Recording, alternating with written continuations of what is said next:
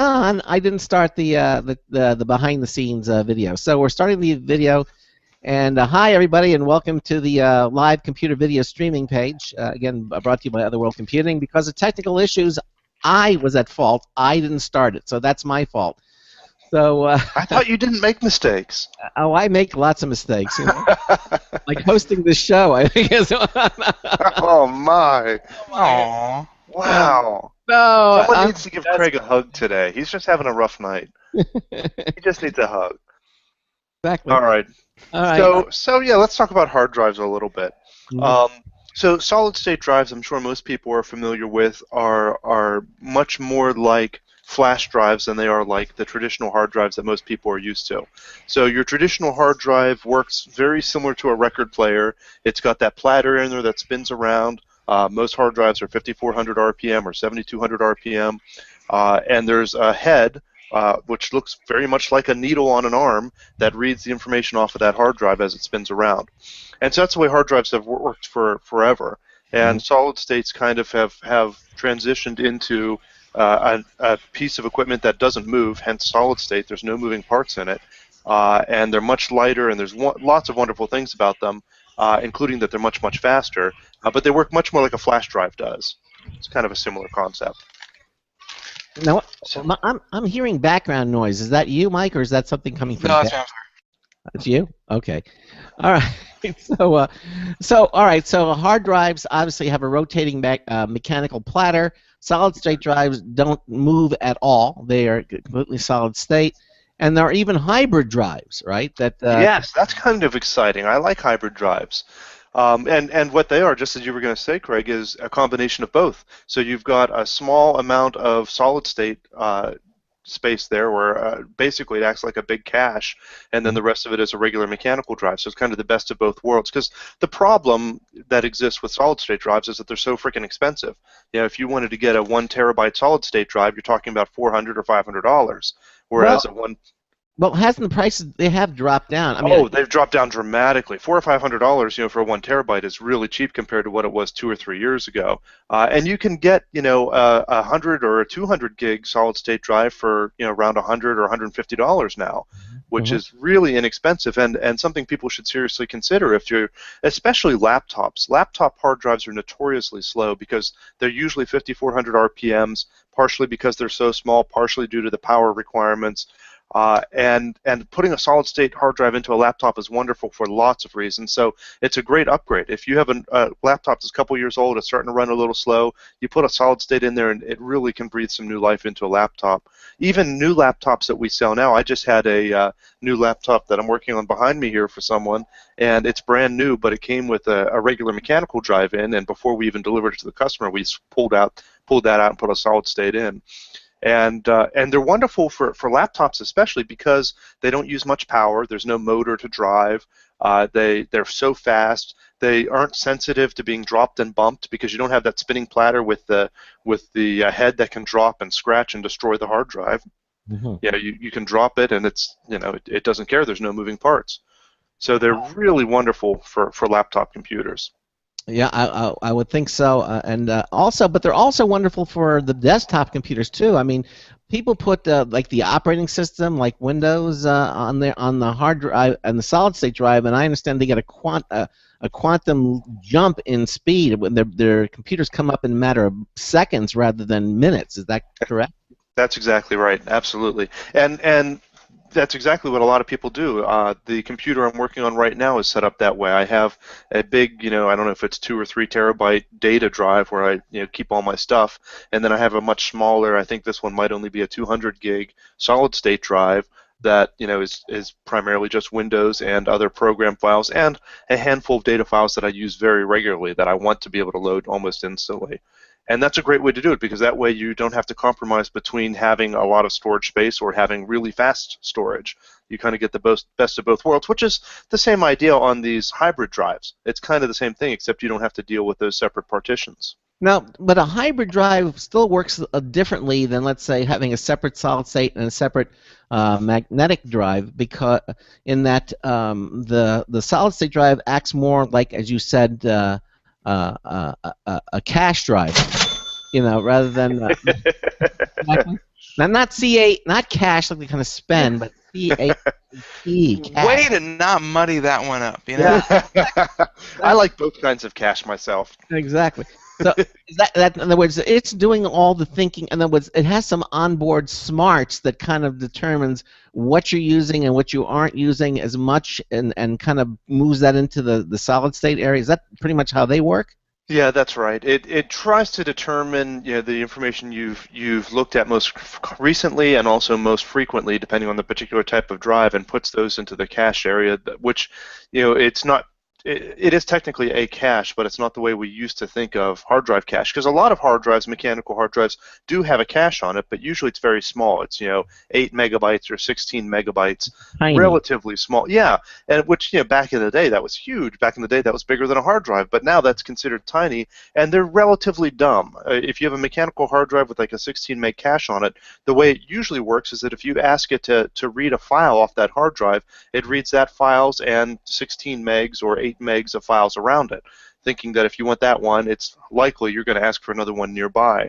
So that can really increase speed, but it's still relatively small. It's not. It runs out of that cache very quickly. So the idea on these hybrid drives is they have a much bigger cache in them. Sometimes it's 1 gigabyte or 2 gigabyte or sometimes even more of Mhm. solid state space attached to that 1 terabyte or 2 terabyte or whatever size mechanical drive is attached to it. So it has the advantages of the speed, but it doesn't have the advantages of the low power and of the insensitivity to drops, because you still have that mechanical drive there. So it's still much better than just a mechanical drive, but it's not as good as just as a full solid state, especially for portable devices. All right. So that's kind of and that's kind of where we stand at this point. You have a choice of the all solid state. Now obviously if it's a money issue, and then when is it never a money? It's always a money issue. That goes back to cash, right? Right. Well, yeah. You, you can you can get yourself now a 1 or even a 2 terabyte drive for under $100. I've seen terabyte drives now for $80. Sure. Uh, and now I think they're getting up. Now we have basically 4 terabytes now for maybe a little over maybe 140, $150. So you can and that's an external, either an internal or external drive. So if you have the storage needs, magnetic is still the way to go.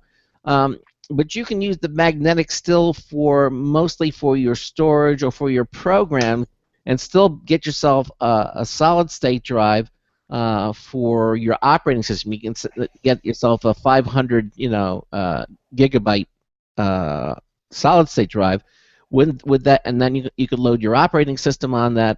And when you do that, typically, how fast of an increase do you see? Supposedly booting from a magnetic drive as opposed to booting from an up and ready from a solid state drive. Well, it varies a great deal depending on computer to computer, and of course what software you've loaded and all that kind of stuff. But generally speaking, I see computers that, as you said, can take a couple of minutes to boot up, now take a couple of seconds to boot up. This laptop here, it didn't take too long to boot up, but it was, your average wait time for Windows to start up. And as you said, with the solid state, it's a matter of probably 10 or 15 seconds on a cold startup. That's not even sleep or anything. That's a cold startup from BIOS to Windows is ready for you to log in. And so it's a huge difference, and you really notice it whenever you're doing things that are really hard drive intense, like if you have very large documents, Word or Excel documents, or Microsoft Outlook, if you have a really huge email file. When you first kick in Outlook, or if you try to do a search in Outlook, a lot of times it takes a while. You can see that hard drive light blinking, or sometimes you can even hear the hard drive, if it's an older one, clicking in there as it tries to load everything. And those are where you can really see a huge performance increase. You put that onto a solid state, and it's you can really feel the difference on it.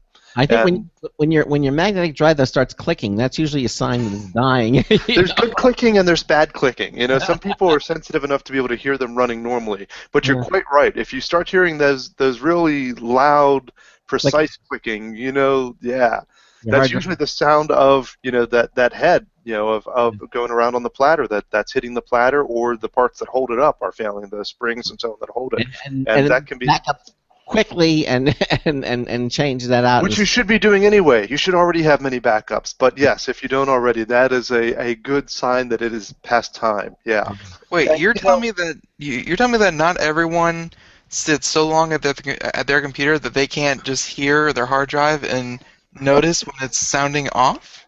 Yeah, I know. Isn't that strange? You would think that people would. You and I would, but it turns out the average person doesn't know what a hard drive is. They think Huh. it's the same as a tower or a modem. That's unfortunate. But I mean, to compare it to cars, people know when you're driving, sitting behind the wheel of your car, and then you hear the pop or a click, and when you're driving a car, pops and clicks are kind of normal. But then you hear some of those, and you're like, that's not right. Might be time to take it into the mechanic. You just start hearing these noises that mean And then something you take it to worse. the mechanic and it doesn't make the noise. Yeah, and then they charge you $500 for a new engine. It's yeah, and that too, it doesn't make noise at all. It's not. Yeah. Right. Now, Ben, you experienced this yourself when you have an Origin PC, and you're very happy with it. And I think you got yourself at the time it was very expensive, so I think you got yourself like a 60 gigabyte Yeah, little baby itty bitty 60 gig solid right, state. solid state drive. But have you noticed? I mean, does it speeds things up for you enormously than when you would boot because you use it as your boot drive? Is that correct? I think when people buy solid state drives, and back then I kind of went, cheaper is better, as long as it's a solid state. When people go out and look, they're going to look at solid states, and you're going to see, a 500 gigabyte solid state drive and a 500 gigabyte solid state drive, but one's going to be, $200 to $300 more expensive than the other. And Mhm. you're going to think, well, obviously I'm just going to go with the cheaper one. That makes the most sense. But then you get into something that I really don't understand myself, and that's the read write cycles and the operations per second that it can do, And which make all the difference. And that's what we're going to talk about with Mike. That's a big issue because not all, just like not all hard drives are created the same, and because you have faster RPMs on them, from 5400 to 7200 to over 10,000. Solid state drives also have specifications. Not all solid state drives are created equal, and that Right. can make a big difference. And let's talk a little bit. If you want to buy a solid state drive, what are some of the things that you should look out for? Yeah, well, the big number, as you said, the big number on old, school mechanical drives was usually the RPM and the cache. So you were looking for 7,200 RPMs, and so in some servers we would put 10,000 RPM SCSI drives and things like that. Mhm. But the main numbers you look for on the solid states is whether it's SATA 2 or SATA 3, and depending on how old your computer is, some older computers don't support SATA 3 anyway, but most new ones do. And the SATA connection, of course, is the interface between your computer and the hard drive. So if that's the bottleneck, there's not much you can do if it's a really old computer. But then the other thing is the sequential read and write time. So that's, if you're reading continuously on that hard drive, what's your speed, megabits per or megabytes per second? And so, for example, the hard drive I've put into this computer here is a Samsung 840, and I really like the Samsung 840 series. 840 is not the size; that's the model number, the series type. Mhm. And I think they're at a good price point for performance. There's a lot of other good ones out there as well, but Kingston makes some good ones, for example, and Crucial does as well. But I happen to favor the Samsungs myself. But anyhow, so this particular one, it's rated for 540 megabytes per second sequential speed for reads, and 520 megabytes per second for sequential writes, which is pretty freaking fast. I mean, 500 megabytes per second, and that's not megabits, which is what Yeah. transmissions usually rated at, but megabytes per second. That's PFF. Pretty freaking fast. That's a technical term. I wasn't going to get too technical. Yeah. Okay. Uh, Does it stand for frickin'? Is that right? yes, it does. Yes, Okay. When we're on the radio, it does. That's right. it's on fast. Yes, it does. So now, what about now on the solid state drives? What do we want to look for? Because I know technically, it's all supposed to be at random access. I think with solid state drives, is it all random access or is it still serial in some way? What is it? Yeah, it's mostly random access. I mean, technically, the way it's constructed, it is, and that makes it nice because fragmentation really isn't a problem anymore. With hard drives, you had to Yeah, worry about defragging them because whether it was reading at the outside part of the platter or the inside part of the platter, it would faster. take a little while for that head to move to wherever that data is that it needs to read. And Mhm. with a solid state hard drive, it really doesn't matter which chip it is on in there; they all read and write practically the same speed. So fragmentation really doesn't make any difference on solid states. In fact, some versions of Windows and some experts will suggest that you don't even try to defrag a hard drive, because that can get into one of the other issues with solid states, is that they have a maximum number of read-write cycles to them. Right. And that was much more of a problem years ago when they first came out than what it is today. Most of them now, you can read right to them practically to your heart's content, much more than anyone would really expect the hard drive to last, and it won't be an issue. But years ago that was a problem, and that's something that some people are still concerned about. The solid state drives, I mean, you only had so many reads and writes, but you're saying now it's not really an issue anymore? That's right. I mean, and certainly it depends on your application. If you have a database application that literally is like doing read and writes, every second, then that might be a consideration. But for your average user on a desktop or a laptop, it's really not a problem anymore.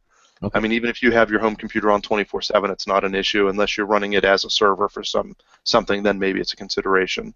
And well, basically, the idea is don't defrag anymore, even with your mechanical hard drives. I mean, I think the operating systems pretty much take care of all that now, right? Windows does it. I know Mac OS 10 does it. There really is no reason to do that. I think the operating system maintains the hard drive in the background while you're doing it. In modern day computers and hard drives, the benefit of defragging is minimal now. If you have a really fragmented hard drive for some reason, which is unusual, sometimes you'll be able to improve it. Usually you won't notice the speed increase, but sometimes it'll improve it. But it's minimal now. You're right. Most of it does it automatically. Technology keeps improving, I mean, things like that we used to have to do, you don't have to do anymore. I remember in the earlier days, for memory, we had something called garbage collection, and your computer would freeze for a moment. What's going on? And then it would go, and basically it found out that when you had only so much memory, the operating system would do garbage collection and kind of clear things out and move it around, and everything would stop. I don't know if you remember that. But, no, I don't remember that specifically. Yeah, that's. I believe you. Yeah, I mean that was in the early days of computing, but now, of course, no one even knows what that is anymore. Like you're saying yourself, you haven't heard of that term. So technology improves, and we have to do less of these things that we used to have to do are now being taken care of for us. So again, I guess back to my original question to you: when you're going to buy a solid-state drive today. If you're buying a new one, chances are you don't have to worry about it wearing, quote unquote, wearing out. You really have pretty much, as far as you're concerned, it's unlimited read and writes at this point for the average user. Right. What else do we need to look at? The thing that people always balk at with it is we're so used to dirt cheap hard drives now. Like you said, you can get a 2 or 3 terabyte drive for $100 or less. And so whenever you see a solid state drive, I just looked up here. There's a 250 gig solid state for 130, which is not bad, or a 500 gig gets up to 250, or a 1 terabyte gets up to 440. And when you look at that, $440 for 1 terabyte, people balk at that. And there's, we're so used to these cheap hard drive prices. But I think we also have gotten into the habit of buying much larger hard drive space than what we actually need. And there are exceptions. There are certainly people who do video editing or have thousands and thousands of photos or whatever. There are people who need lots of storage space. Don't get me wrong. Or I know people who have MP3 collections that are I agree with you. I'm sitting here on my Mac. I have a 2 terabyte internal hard drive. I have a two external 2 terabyte hard drives, and then I have a 4 terabyte hard drive and there's nothing on it. There's nothing on it because I still have so much room on my external 2 terabytes. I don't have anything more to put on it, and it just sits there. So, I'm thinking the other day, what I'm going to do is just. And you're not the average user. You're much higher than your average user. And I still don't use it. So I'm thinking, maybe I'll switch my Time Machine over to the 3 terabyte drive and just start using and move that over there, and do my backups to the 3 terabyte drive because Or you could start working out that movie collection, connected to the network, and have a NAS with a whole bunch of movies and music on it. Well, and literally just the other week I was setting up a computer for a customer who's just a regular home user. All he really does is email and surf the web and some business apps, and he was determined to have at least a 2 terabyte drive. Someone told him you have to have a 2 terabyte drive, and we go in there and he's using 90 gig. And it's like, well, there's nowhere he can have that computer for 15 years. He's not going to use 2 gigs on it. I mean, 2 terabytes on it. Yeah, I mean, you're right. I mean, I do email and I have browsing and I have my programs that I use, my applications. I have some storage. I mean, I have my accounting files, and it's just I'm using it just for lots of backups. Really, I'm just Well, for it in the same way. He just uses it for backups. That's it. and the other thing we run into, we do a lot of work with small businesses and so on, and a lot of their computers, their workstations have the programs they need to run on it, and that's about it. All of the data is stored back on the server. So there's, that's even a better opportunity there to throw a solid state in the workstation because they don't need all but 120 gig anyway to run Windows and Office and a couple other applications on there because all their data is back on the server. So that that can really speed them up, and they don't need a real big drive. So it all depends on your needs. You have to look at it and not just assume that you need this giant drive. And like you mentioned earlier, Craig, you can do the hybrid thing or your own hybrid thing where you get a small solid state for your Windows installation and programs, and a big drive for your giant movie collection for Ben. Well, yeah, I mean, is it that we're changing? I mean, I remember I used to never have enough hard drive space, and now I've got more than I could ever possibly use. Is it that our needs are the same? I don't think you're using it right. You're supposed to download the entire internet. Yeah. Well, and that's a joke, but that's part of the reason also, I think, is more and more home computer users I talk to are more and more welcoming to the cloud. I talk to more people every day now that have information that's up on Dropbox. That's a bad example, or One, or Google Drive, or any of these other things, and they're storing their stuff in the cloud, which has the advantage of doing backups and everything else, and then it's not taking up as much space on their drive. Yeah. All right, listen, we're at the bottom of the hour. We're going to take a break. Mike Cermak is here with us. You're listening to the Computer America Show on the Blog Talk Radio Network, on the Boost Radio Network, and the IRN Radio Network. Be right back. Hey everyone, have you heard about the No Hair Removal device that's sweeping the globe? If you want to go weeks without shaving and get smooth, professional quality results for No Hair Removal. Thanks. Hey gals, I love talking about my No. It's this cute little hair removal system that you can take with you and use almost anywhere or on the road. No more expensive in-office treatments, painful waxing, and no more wasting your valuable time. Got unwanted facial hair? No has patented Thermocon technology that works on all hair and skin colors, so it's perfect for using on all body parts. And now you can take advantage of this incredible risk-free trial. Get the No, the facial kit, a travel case, and a $100 discount shopping card, and you don't risk a penny to try it. Try the incredible No hair completely risk-free. Call 1-800-953-5415. That's 800-953-5415. 800-953-5415.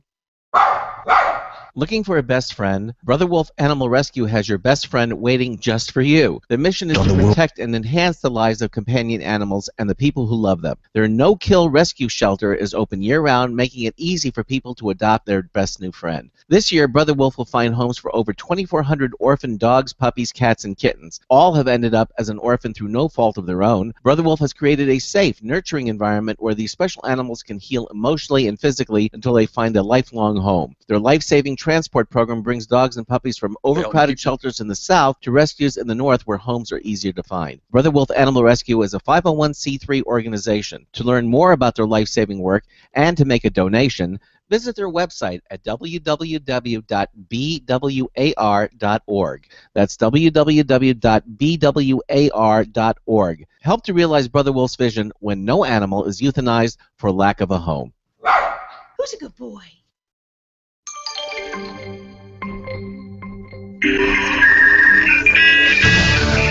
Hi again, it's Marty Winston for Computer America with a News Tips Bullet Review of MSDN. That's the Microsoft Developers Network.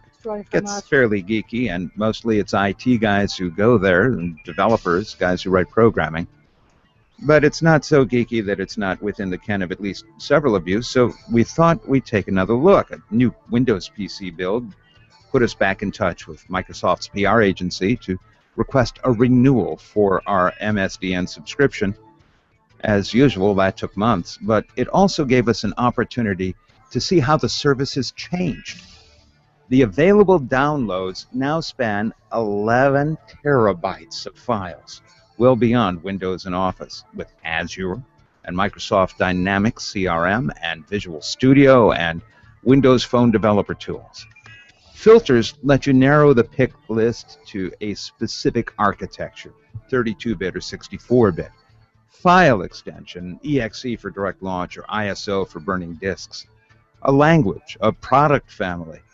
One of the top tabs takes you to a list of claimed product keys and says how many remain unclaimed. Bottom line, today, MSDN offers more downloads and more convenience than ever. This is Marty Winston with a News Tips Bulletin Review for Computer America. Welcome back to the Computer America Show. 33 minutes past the hour, and we have Mike Cermak with us, and we're talking about hard drives. And see, there you go. Maybe if you want to install the entire development suite of Microsoft tools, you need 11 terabytes. That's where your hard drive space needs to go. I wouldn't suggest putting all of those on a solid state. No, it'd take forever, and it costs a lot of money. But I mean, right before the break, we're talking about how hard drives. Let's say 10 years ago, people needed these large hard drives because every program you bought pretty much had to install a lot of data onto your hard drives just so you could use a program. But nowadays, I mean, whatever isn't just streamed over the internet or hosted on the cloud somewhere, people are actually, even though hard drives are getting larger and larger, the need for them is actually getting smaller and smaller with cloud computing. Right. I think that's true. So it's, I guess, to kind of wrap this up into a point for everyone listening out there, when going out and buying something, solid state or normal hard drive, you shouldn't be looking so much at the size because, let's face it, you aren't using that much space anyway. What they're advertising is probably something you're not really going to use. What you should look for are probably the other specs of a hard drive. Yep. And don't go for just the cheapest. Yeah. No. And technology is just one of those great things where, sure, everyone can go out there and everyone can go get a great deal, and and you can get lucky, but technology is one of the areas where really the more money you spend, the better the product you get. Addison makes a good point in the chat room as well. She says that I think in the past people have actually had more programs than what they do today. And I think that's probably true. I think that today we use so much stuff online, not just online storage as we've been talking about, but just so many online in the cloud services. Even for email, a lot of people, I mentioned Outlook earlier, a lot of people use Gmail or Yahoo Mail or something else. And you don't even have a program on your computer for that. I also find myself. I found myself like being a pack rat. I mean, I went and looked at my hard drive. And I wanted to clean some of it up, and I found programs that I had that were from years ago.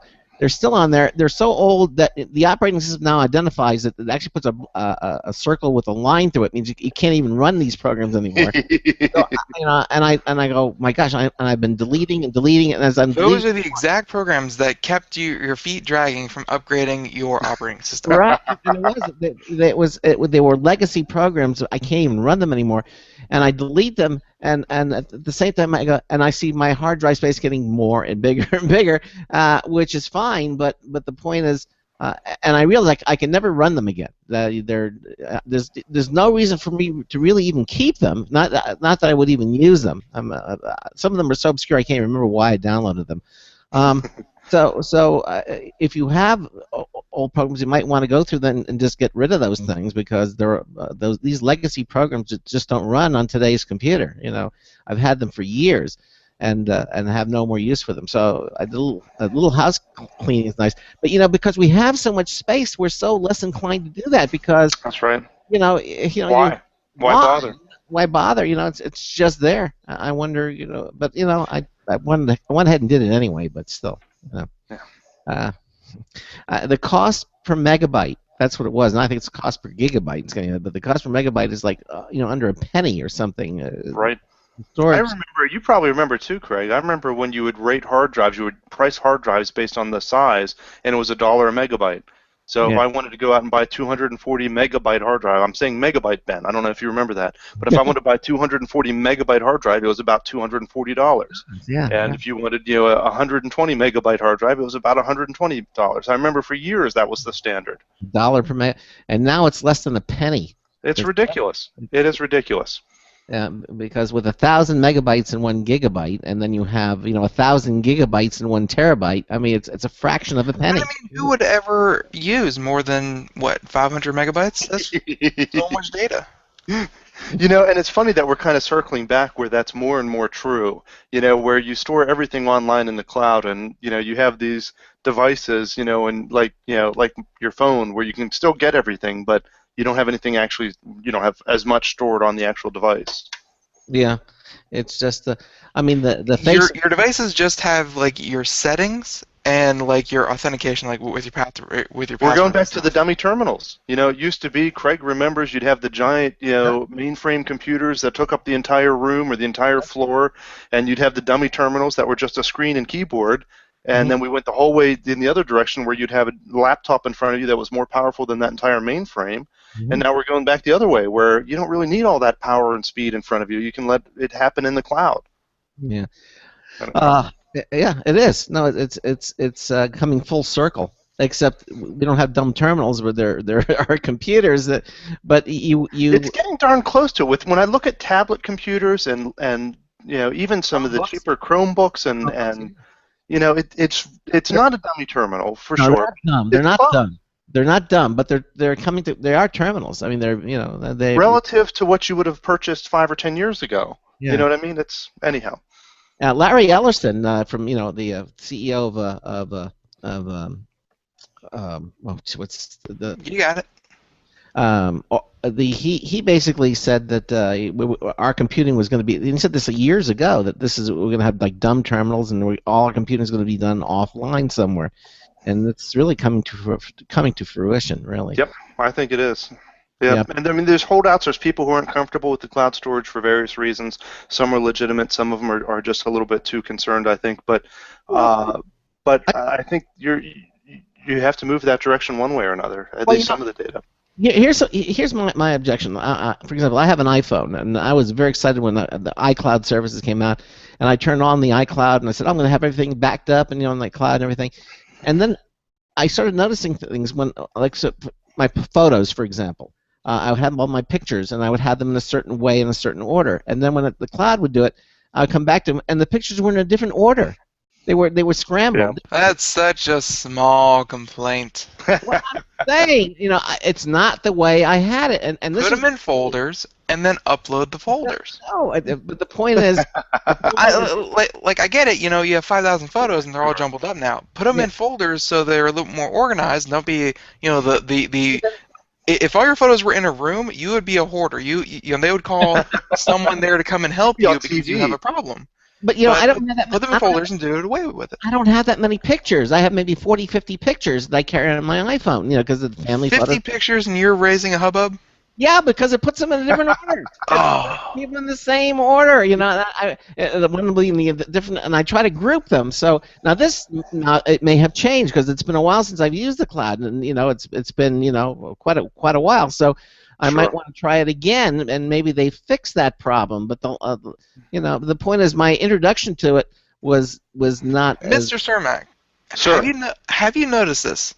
Are people picky about their technology? They're ridiculously picky. And the other thing is that I think most people, and I don't necessarily mean Craig in this sense, but I think most people are afraid of change. I think they're so used to doing things a particular way that whenever there's a big change, whether it be a new operating system like Windows 8, or whether it be a new type of hard drive like SSDs, or whether it's a new way to look at things like cloud computing, I think people fear it, sometimes not for legitimate reasons, but just because it's different.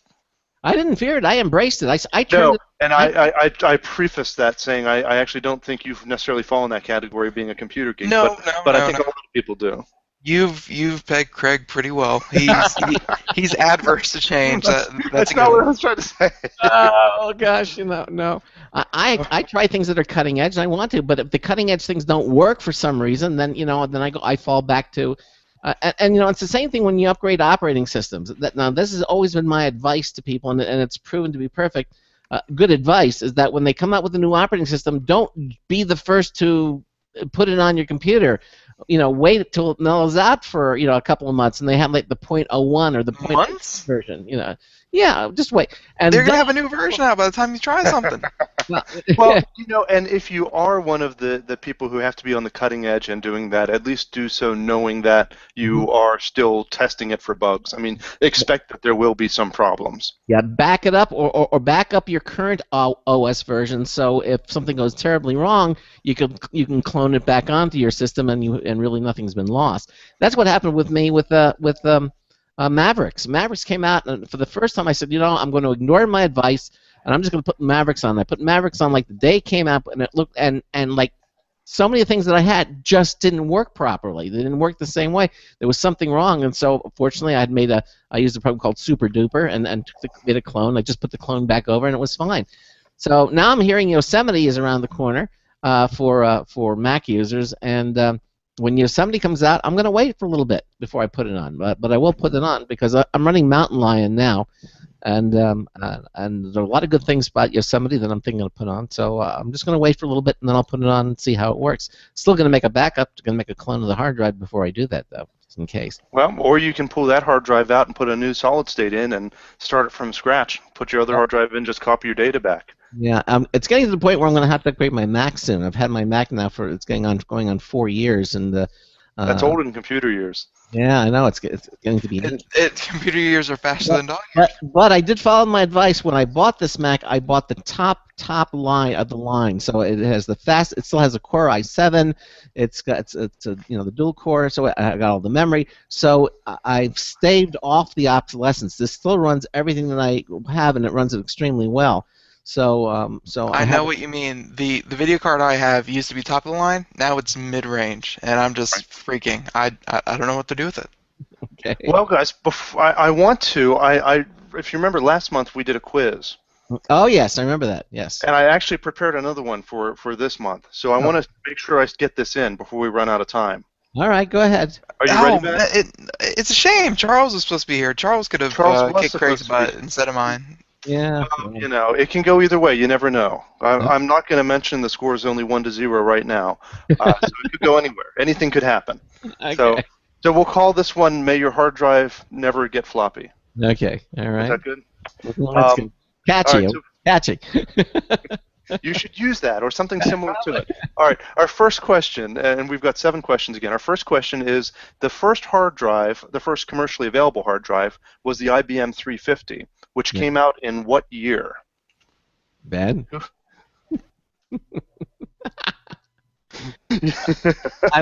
You're mute. I can't hear you. Ben? Oh, wait. I have to go first again? No, you don't have to. No, I think that's fair. Yeah. Okay. I do too. Cough, cough. The first commercially available hard drive? Well, I'm going to say 87. No, I'm going to say 85. That's a safe way to play the game. I like the way you're thinking, Craig. Craig's thinking, I know it was before 85, but there's no reason to take a risk on this. Yeah, so the correct answer is 1956. Yeah, thank you. And there's actually pictures online of them unloading this giant thing out of the Pan Am plane. I don't know if you've ever seen that photo, but the thing's as big as a refrigerator. Yeah, it was like 10 megabytes, I think, or something like that? Well, it's funny you should say that. In megabytes, what was the storage capacity of the first hard drive, Craig? I think it was 10 megabytes. It was something like that. Yeah. Was it 10 megabytes? Ben, would you like to hazard a guess? Why'd I bother? Craig was there, apparently. I'm not going to win this one. I saw him in the photo of them taking them off the plane. I was pulling it off the plane. That's me. Yeah, exactly. I'm going to say 15. I'm going to say 15. 15? The correct answer is 3.7. 3.7 megabytes. So Craig gets that one. Two. You got 2-0 so far. All right. Things can happen. No, this is no fair because he has personal experience over me. Well, let's see if he remembers this. This is the last question about that device. But that originally commercial hard drive, the IBM 350, was leased out. How much did IBM charge per month to lease a system with that hard drive in it?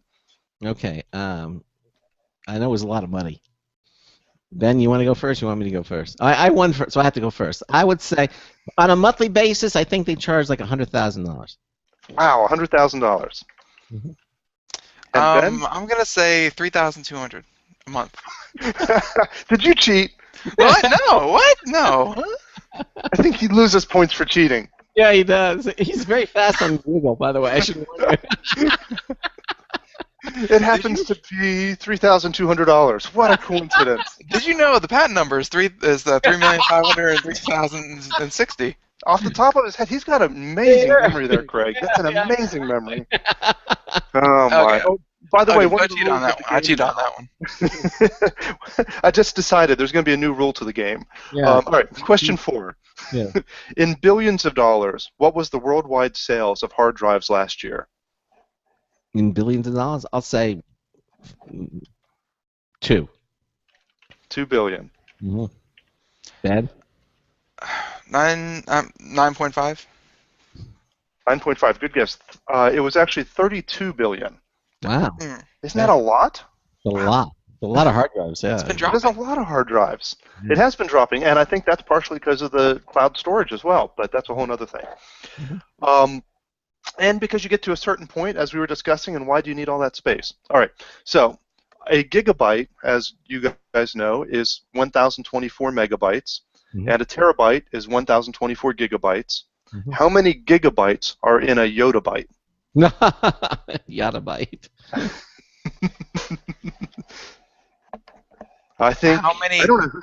Go ahead. Wait, how many terabytes are in a yottabyte? How many gigabytes are in a yottabyte? Oh, a million? And 24? Million is a good guess.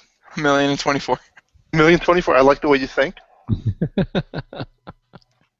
Now my turn. Yes, sir. 2,048,000. The correct answer is 1.2 quadrillion.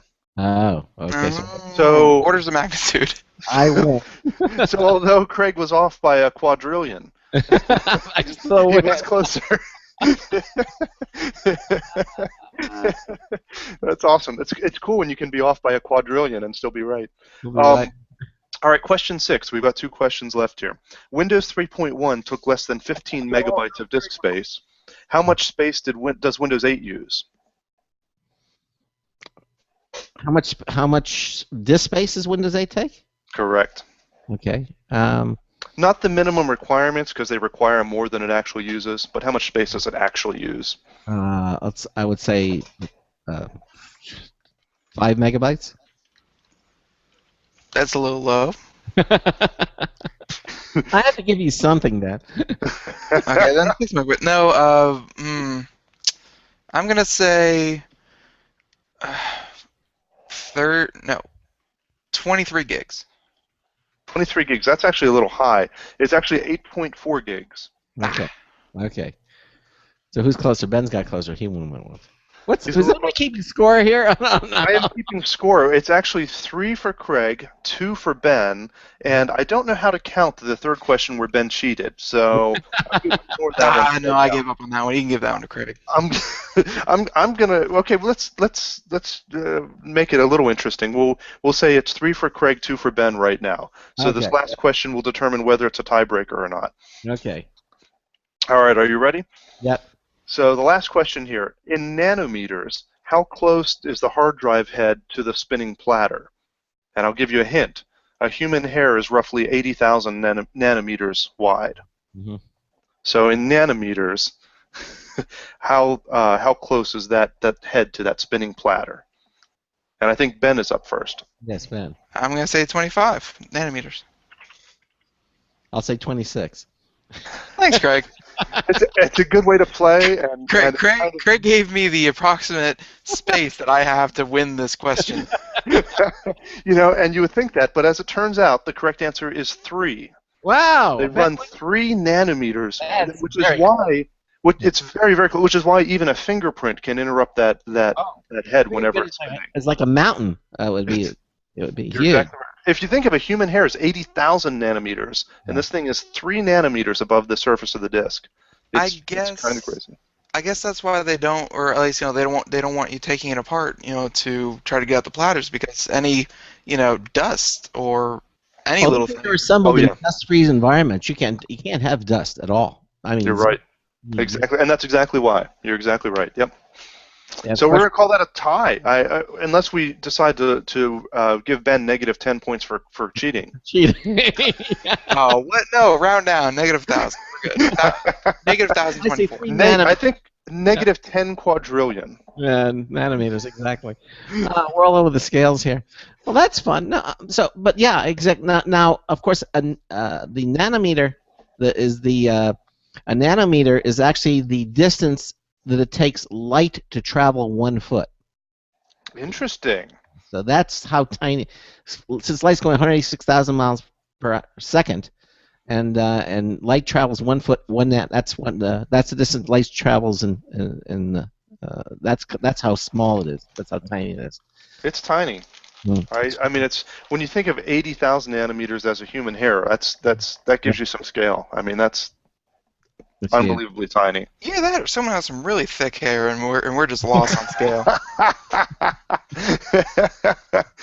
My hair is thinning as I get older. I've noticed that. Does it? Oh. Oh no, mine's getting thicker. Okay, Greg. It looks like at least 90,000 nanometers to me, Craig. Exactly. All right. So Little known fact, that's what hair growth formula does. It makes your hair thicker. That's true. Literally.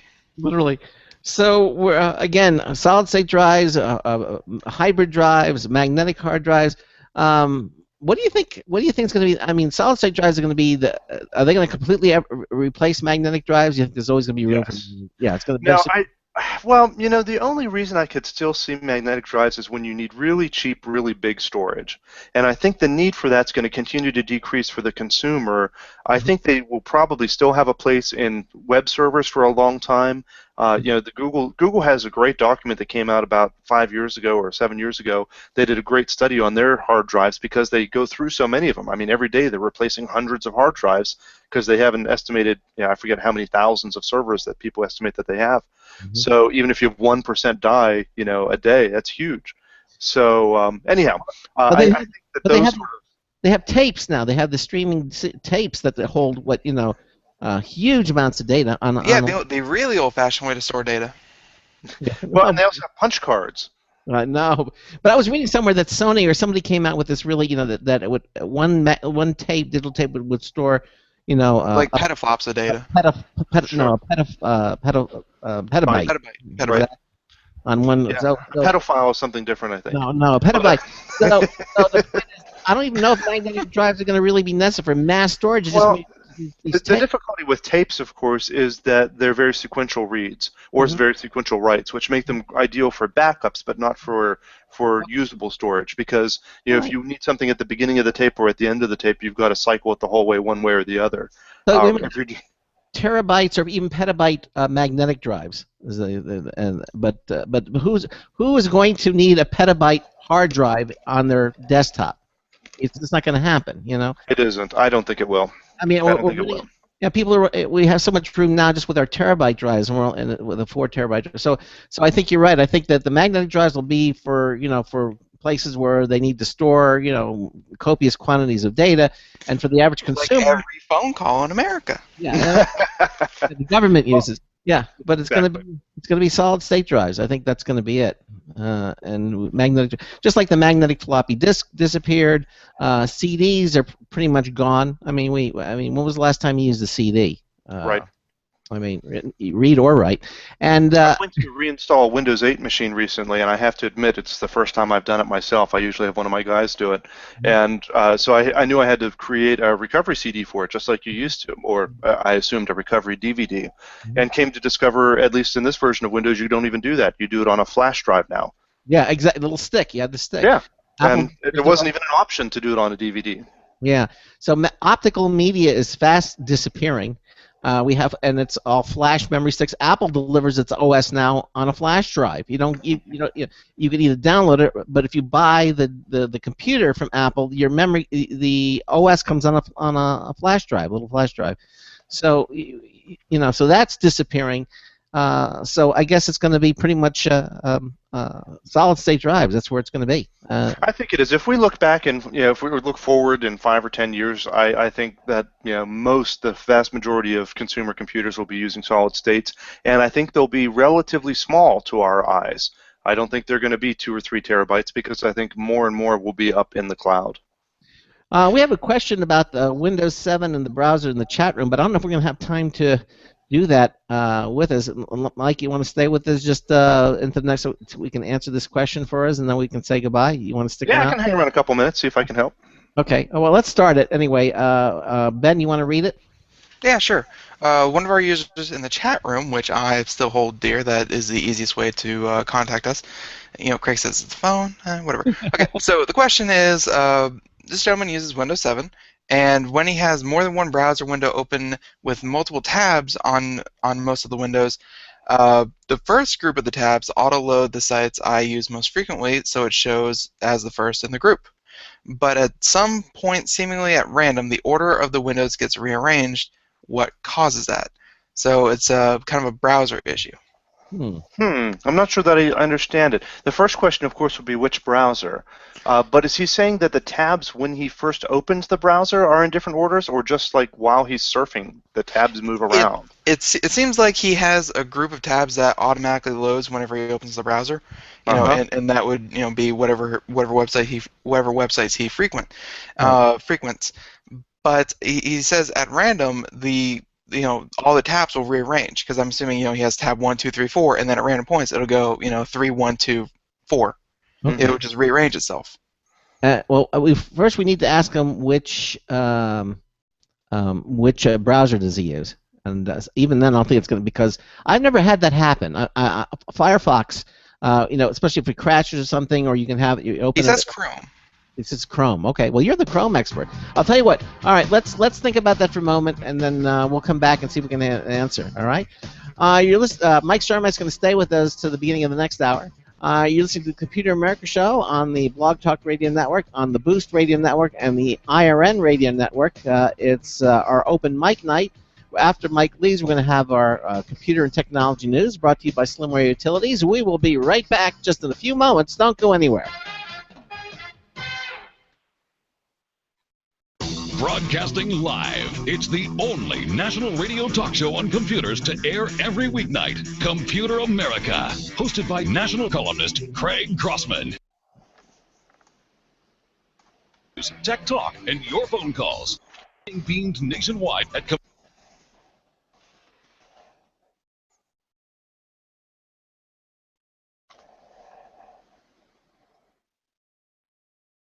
We Run Computers.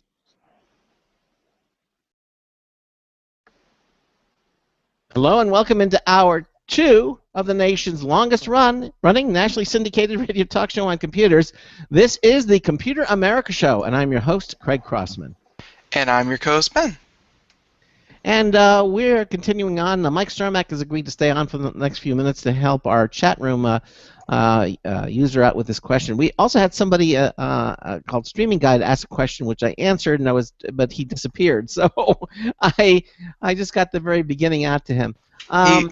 He was a hit-and-run question, but we're here with Mike Starmack, and we're answering a question, and I actually misinterpreted it myself. And this one is, I'm assuming, Mike Starmack, that you have used Windows 7. Of course.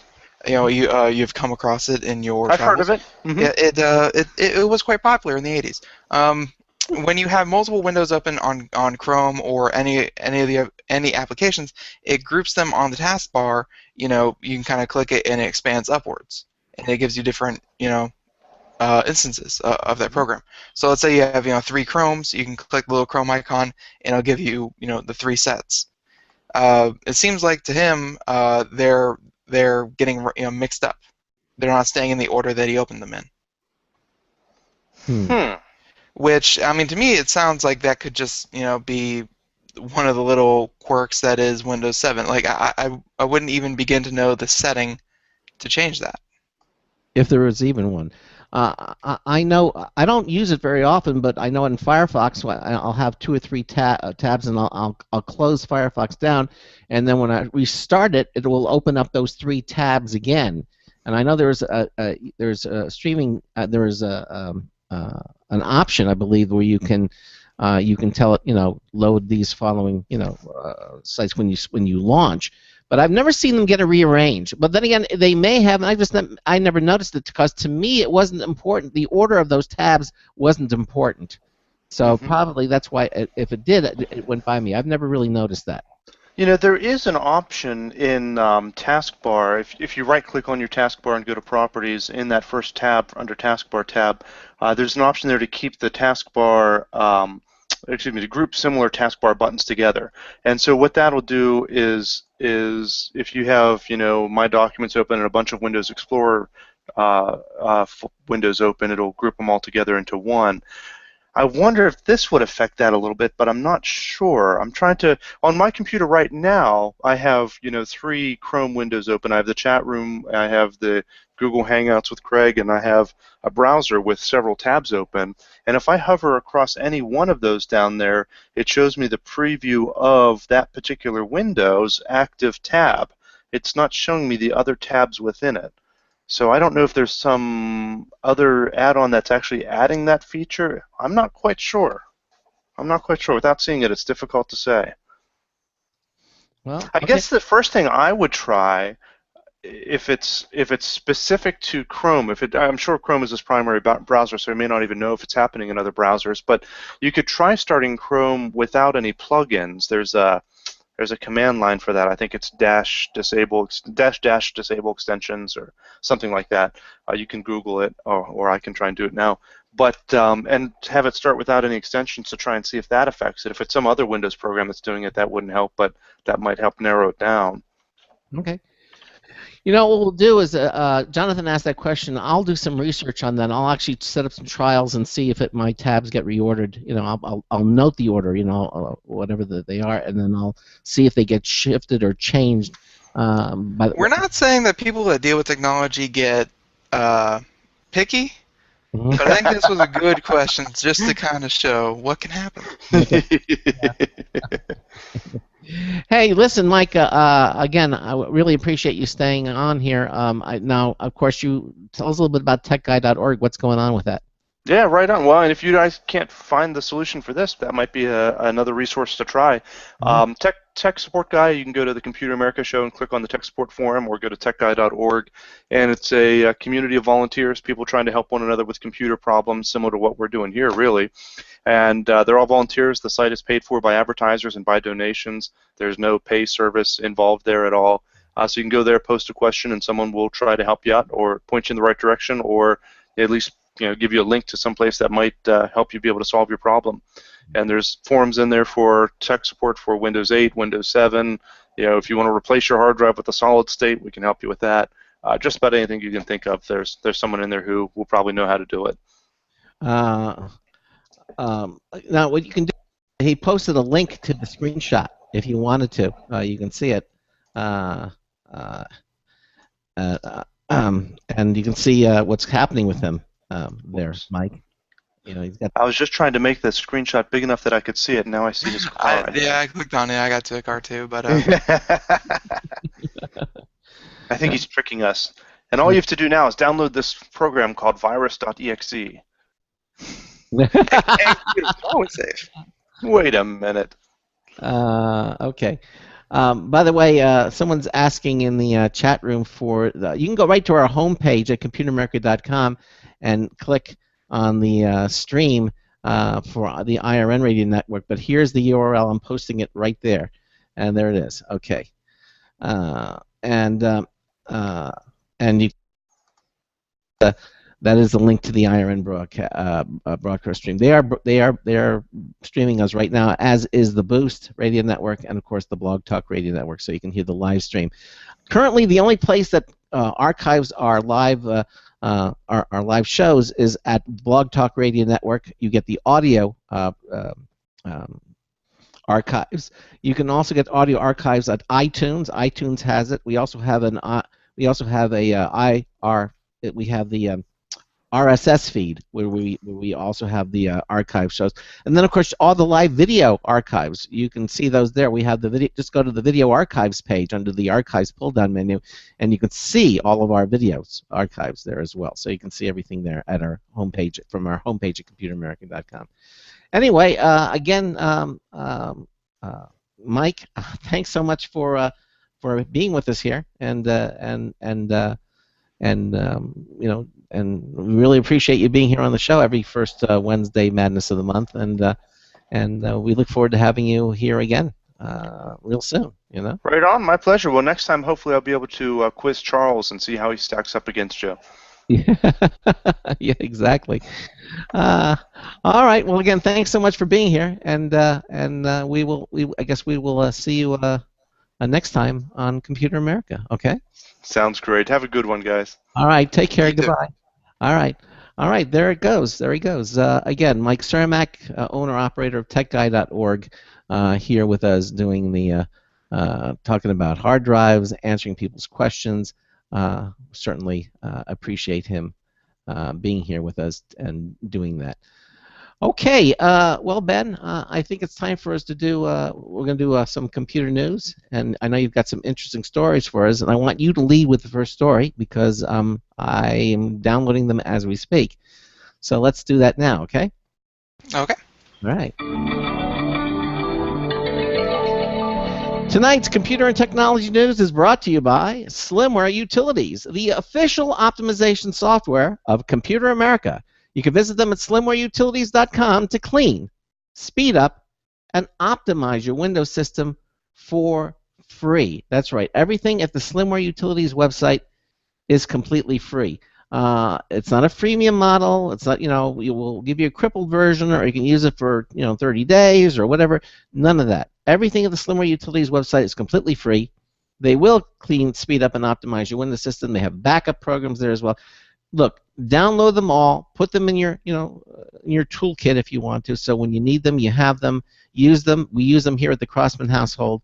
They do the job. They do it extremely well. You'll be very happy that you downloaded them, and you'll thank us for it. Okay, so let's get started. What's the first story, Ben? The first one is from Ars Technica, and it's and I sent you a link to it because the pictures are kind of what make it. Okay. All right. It's monkey selfie at the center of copyright brouhaha. Okay.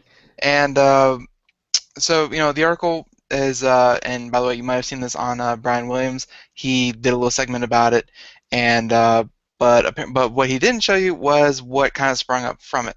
So an English nature photographer is going ape over Wikipedia's refusal. Yes. It's a very funny picture. Go ahead.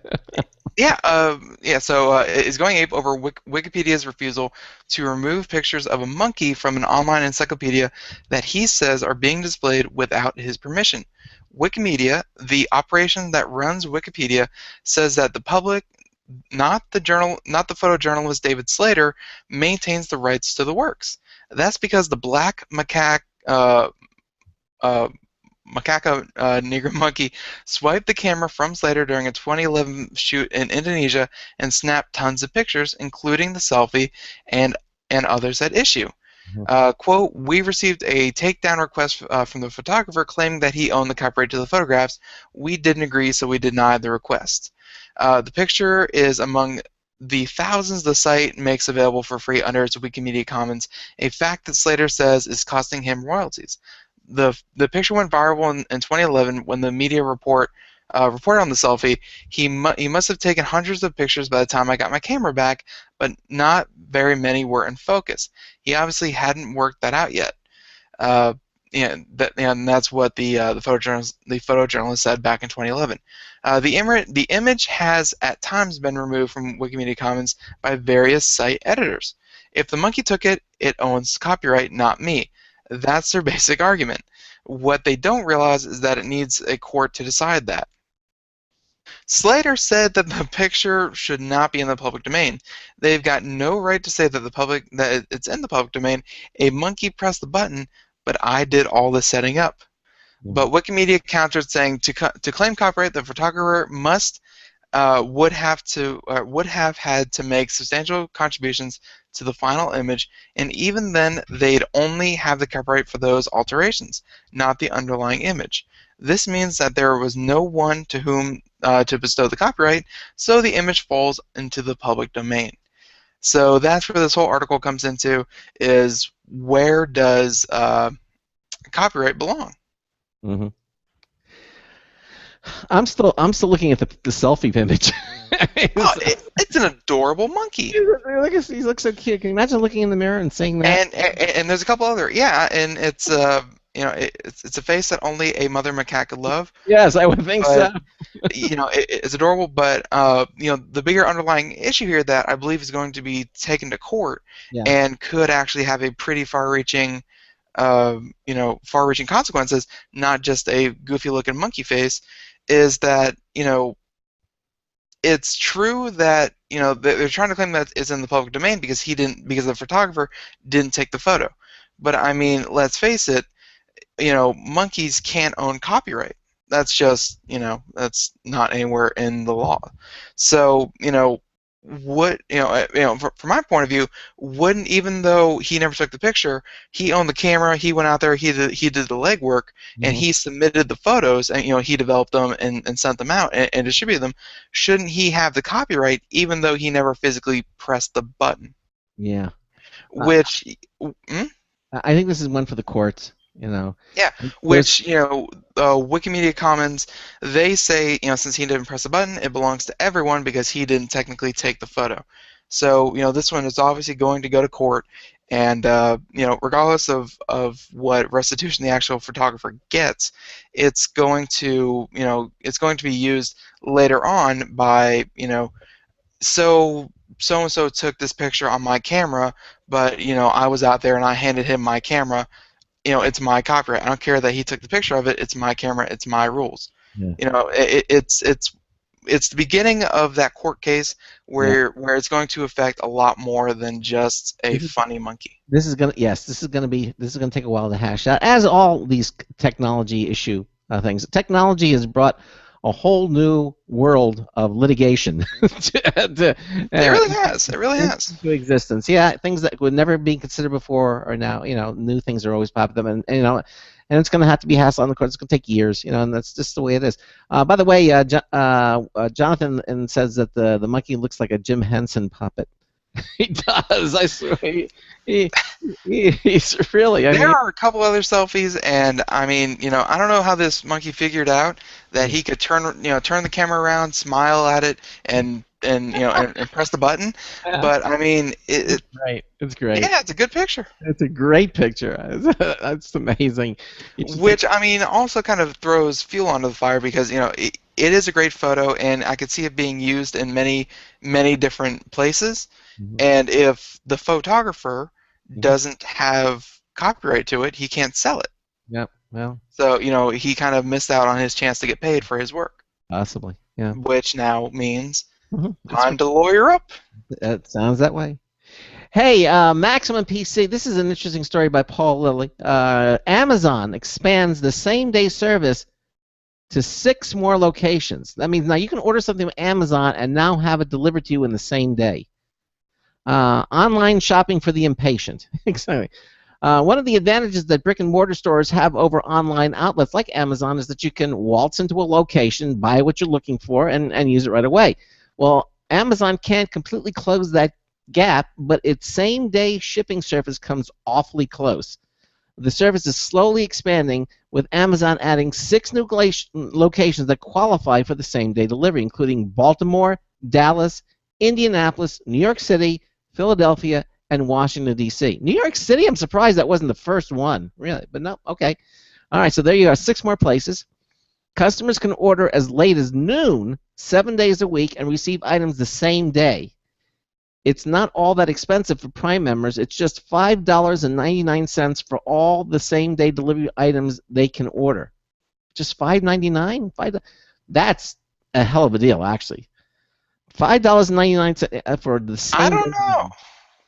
No. I mean, FedEx. Look at what they charge you. If it's just a little envelope, and you want the next day, it's like $40, $50. I mean, it's prohibitively expensive.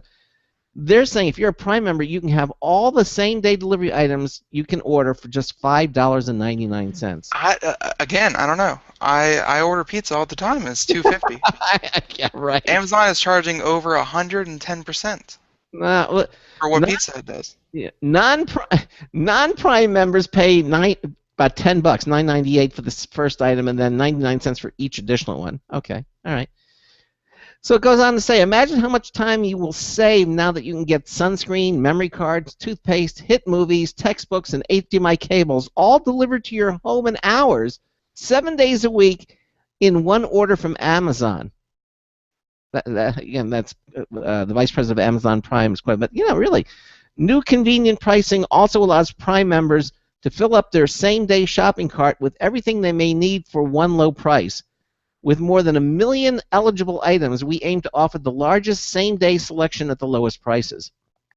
So with today's edition of 6 New Cities, Amazon's same-day delivery service is now available in 12 locations overall, including Boston, Chicago, Los Angeles, Phoenix, San Francisco, and Seattle.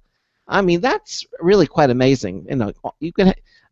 It would cost you more in gasoline just to drive to the store. Can you imagine as they continue to expand this? $5.99, and there's no tipping. You don't have to tip anybody. It's just dropped off and it's there, whatever you order, the same day. That's pretty incredible. Would be quicker if they had drones, but let's not talk about that right now. And drones, and that's a good point. I mean, drones aside, though, it's still, if you're ordering a mattress, a drone isn't going to be. I remember when this first came out. People were flipping their lids because they could order pizza and then they could order a pair of shoes and see which one got there first. But same day delivery, and you start running into the question, why? If this ever expanded, why would I go to malls if I could just shop online and have it delivered? There's a choice of convenience there, where driving to the mall, finding a parking space, waiting through all the people, someone steps on you and you have hurt toes. Instead, you could just pay $5. Yeah, gasoline, wear and tear in your car. I mean, this is actually quite amazing. Obviously, it's not gonna be everywhere, but if you live in some of these areas that Amazon's gonna start supporting, and obviously it won't be over all items. It didn't say that. It's any of their million some odd products are eligible. A lot of their items they keep in their Amazon warehouses. And by the way, if you've never seen an Amazon warehouse, they are feats of engineering by themselves. They are huge, huge, huge, huge, huge, and they are just when I say huge, you have not seen anything until you've seen an Amazon warehouse. Yeah. But, I mean, they have items like, I believe you can buy a 55-gallon drum of lubricant on Amazon. Yeah. They have more than a million eligible items that qualify. So expect things like shoes and home appliances and things like that, but don't expect some of the more kookier things that you'll find on Amazon. Right. Well, but they're just starting out this. I'm sure they're going to expand it, even more. But the fact is that you're right. Something almost like widely. I don't think they're going to expand their item coverage more so than their coverage area. Well, they're going to work on both, I think, from this. But to me, that's amazing. I mean, that really is convenience to the nth degree, where you can just order something on your computer screen and it arrives the same day, on your doorstep. That's incredible. Hats off to them, Amazon. That's amazing. All right, you pick one. All right, I will. Well, let's see. I have one here that I'm sure Charles himself would like to talk about himself, so I'm going to leave that one alone for now. But just to give you a little taste of it, it was security expert calls home routers a clear and present danger. Okay. And he said that over during a Q&A session at Black Hat. So, again, I think that's one that we're going to leave up to Charles Tendell to go over. But I have a longer one here, a longer article, and I think it's interesting because it deals with internet and kids. Okay, go ahead. So, this one might take a little bit, but it's I think it'll be worth reading. So this one from Wired.com, and it's about how the web became our external brain and what it means for our kids. So recent, again, this is all from the point of view from the author, who is Michael Harris, and goes something like this. Recently, my 2-year-old nephew Benjamin came across a copy of Vanity Fair abandoned on the floor. His eyes scanned the glossy cover, which shone less fiercely than the iPad he is used to, but had a faint luster of its own. I watched as his pudgy thumb and index finger pinched together and spread apart the Bradley Cooper smiling mug. At last, Benjamin looked over at me, flummoxed, frustrated, and said, "This thing's broken."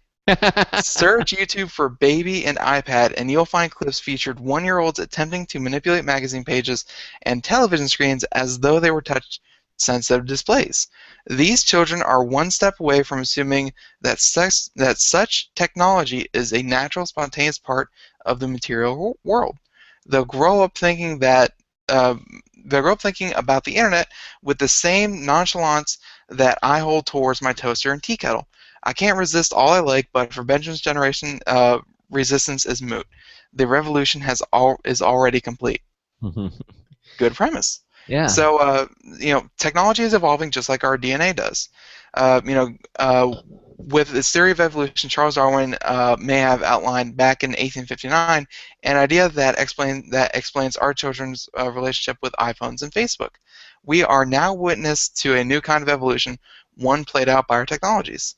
The meme, a term coined by the evolutionary biologist Richard Dawkins in 1976, is an extension of Darwin's big idea, passive boundaries, and blah, blah, blah. We're actually going to skip over that part. Yeah. Young people now count on the internet as their external brain and have become skillful decision makers, even while they also, quote, thirst for instant gratification and often make quick, shallow choices. She suggests that terms are a different kind of replicator for the basic memes of everyday material culture. Most memes, we forget how often we get them wrong. Blackmore says, oral traditions of storytelling, for example, were characterized by constant twists in the tale. But the digital machines, the fidelity is almost 100%, as it is indeed with our genes. This is a startling thought. By delivering to the world technologies capable of replicating information with the same accuracy as DNA, we are playing a grand game indeed. So, the article goes on, and I think actually we're going to kind of skip it, but it kind of raised that good question of, kids and technology, where is that going to lead to? Yeah, I'm flabbergasted by that the kid thought that the magazine was broken. And again, that's just the author showing a perfect example of where children are picking up technology, and they're considering that the norm, and then something as basic as a magazine is the outlier. Is why isn't this a touchscreen? Exactly. Not to say that magazines in the future may have with electronic ink and everything and be that way, but right now. Because they're raised with all these gadgets, they're considering this to be the norm, and magazines and newspapers and televisions, they're the odd ones out. Yeah. I mean, if it isn't, but I think kids actually have the right of it. In 20, 30 years, what's to say that everything that we read on, touch, or interact with won't be a touchscreen? What's to say in 30 years every TV won't be a touchscreen, or every newspaper, magazine, what have you, isn't going to be a touchscreen? I mean, it's already heading that way today. Yeah. That's really interesting. I know it sucks to put yourself in the shoes of a kid, but think about what they're going to be seeing in the next 20, 30 years as they develop and as they have to go through school and learn and deal with all this new technology. They're what we sit back and kind of say, oh, look what they're doing now with the iPad. They're going to have to come up in the world where that's basic. Picking up and buying a book, that's not basic anymore. That's barbaric. Take them to the library. Oh yeah, and libraries will probably be a thing of the past soon, eventually as well. Or libraries. Right now, Or libraries all computerized. That we've seen a lot of libraries that are all computerized. You can find things, and read them and everything. You don't get the actual physical book. You look them up online and read it there. I mean, it just goes to show that technology that we take for granted today, that that we say is, oh, that's definitely better than what we used to do. We used to have to go down, pick up a pencil, fill out a form, and send it in. What we consider, easier and novel, kids are going to grow up and definitely take that for granted. They're going to take it for granted on a whole new level. Yeah, exactly. And is that necessarily a bad thing? We'll let the listener decide. Okay. No, it's I mean, Craig, I don't know how you feel, but I don't think anyone's ever succeeded in this world by shunning new technology. No, you can't. No, exactly. You don't want to. No one has ever risen through the ranks of power by saying, the internet's a fad, and I'm going to resist it as long as I can because the internet, it's not as great as rabbit ears are. And it's good that the human mind is pliable like that, so kids are going to think that's the norm rather than abnormal. They'll just take it for being normal, and that's probably the way it should be, I mean, I remember with the, when calculators came out, I used to use a slide rule, and then now, of course, calculators. I have never used a slide rule. Yeah, I use the slide rule, and but now it's But just to kind of take it one little step further, I mean, education. That's what they were kind of talking about there, where studying has dipped off for students and kids because the internet has become the external brain. Why would you have to learn something if you can go up and get the relevant information right there anytime you want it? Yeah, but you can get relevant, but you still need to have you need the foundation. You need to have the expertise. Well, of course, you still want your basic science, math, reading, language skills.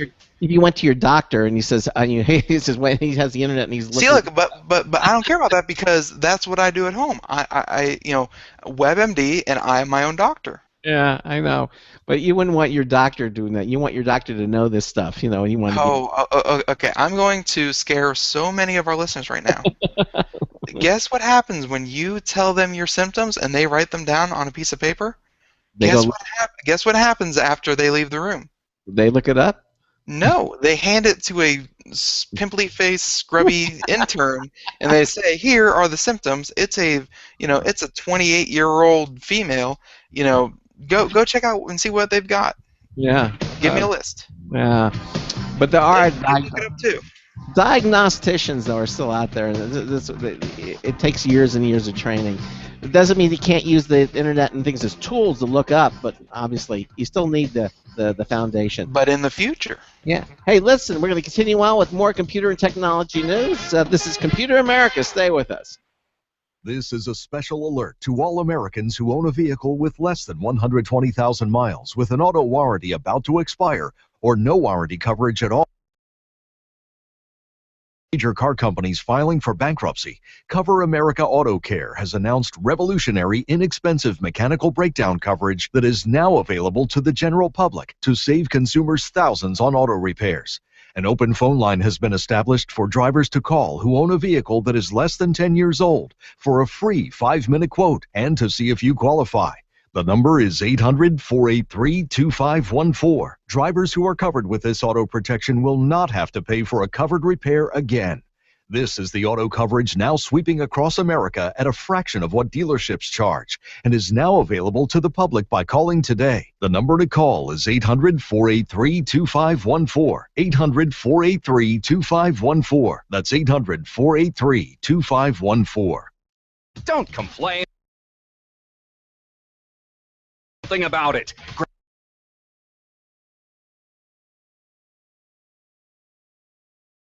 Rates go up, the better digital satellite TV looks. So, disable the cable and get more of your favorite channels in 100% digital quality for less money. Call 1-866-663-MyTV right now to sign up for packages starting as low as $19.99 and up to 4 rooms. And there's no equipment to buy. That includes your free HD TV upgrade, your free DVR upgrade, and your free professional installation. And the best part, the pristine digital picture and sound. Call 1-866-663-MyTV. So, what are you waiting for? Pull out your major credit or debit card. Call 1-866-663-MyTV. 1-866-663.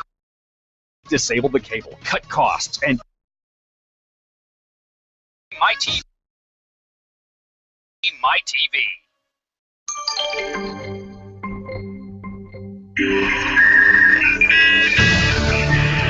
Greetings, this is Marty Winston for Computer America with a News Tips Bulletin Review. This blood pressure monitor. We're going to see Withings again in another review, but right now we're looking at one of that new collection of wearable tech products with a difference. So many of them insist on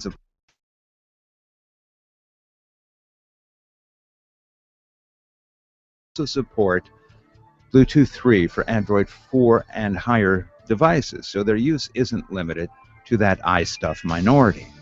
The second grabber for us was their functionality. We're looking at the blood pressure monitor this time, their Pulse O2 Soon, with whatever elements you have reporting to the same free app.